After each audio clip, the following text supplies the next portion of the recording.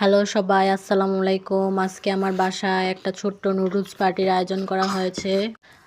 আর আজকের পার্টির স্পেশালি হচ্ছে চিকেন নুডলস। এখানে আমি দেব পেঁয়াজ কুচি, রসুন কুচি, কাঁচামরিচ, তারপরে টমেটো কুচি। গাজরটা আমার বাসায় ছিল না, অনেকে চাইলে গাজরটাও দিতে পারেন, গাজরটা দিলেও ভালো লাগে। আমি গাজরের বদলে আলু দিছি নুডলসের সাথে। আমার বাসায় 7টা নুডলস প্যাকেট ছিল। হঠাৎ করে আমাদের নুডলস পার্টি করার ইচ্ছা ছিল, তার জন্য আমরা নুডলস পার্টিটা করতে চাচ্ছি। এই যে মাংসটা ভালো মতো একটু তেলে ভেজে নেব। একটু আগে মশলা দিয়ে মাখিয়ে রাখছিলাম। ভেজে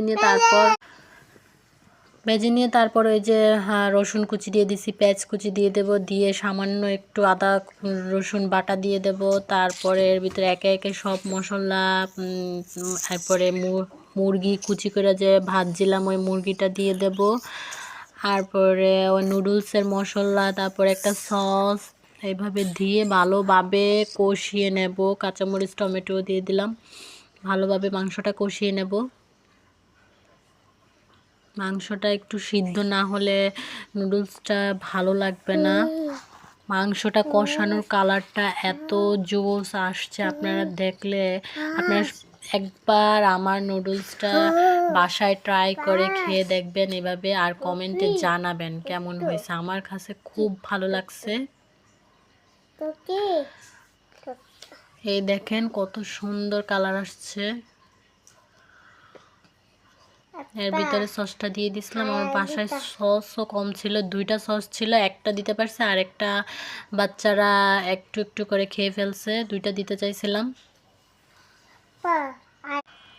মাংসটা ভালো মতো কষানো হয়ে গেলে এর ভিতরে নুডলস আর আলুটা যে সিদ্ধ করে রাখছিলাম ওইটা দিয়ে দেব। দেখতেছি মাংসটা সিদ্ধ হয়েছে কিনা। এই যে মাংস সিদ্ধ হয়ে গেছে। এখন এটা ভালোভাবে নেড়ে উঠিয়ে নেব। এই তো হয়ে যাবে আমার নুডলস। আর সবাই মজা করে খেয়েছিল নুডলসটা, সবার কাছে অনেক ভালো লাগছিল। নুডলস আপনার আমার সবারই একটা পছন্দের খাবার। বাসায় ট্রাই করবেন, বানিয়ে কমেন্টে জানাবেন কেমন হয়েছে। আর ভিডিও ভালো লাগলে লাইক দিবেন, শেয়ার করবেন, চ্যানেলটা সাবস্ক্রাইব করতে ভুলবেন না। ধন্যবাদ সবাইকে। আল্লাহ হাফেজ। আবার দেখা হবে নতুন রেসিপি নিয়ে। টাটা।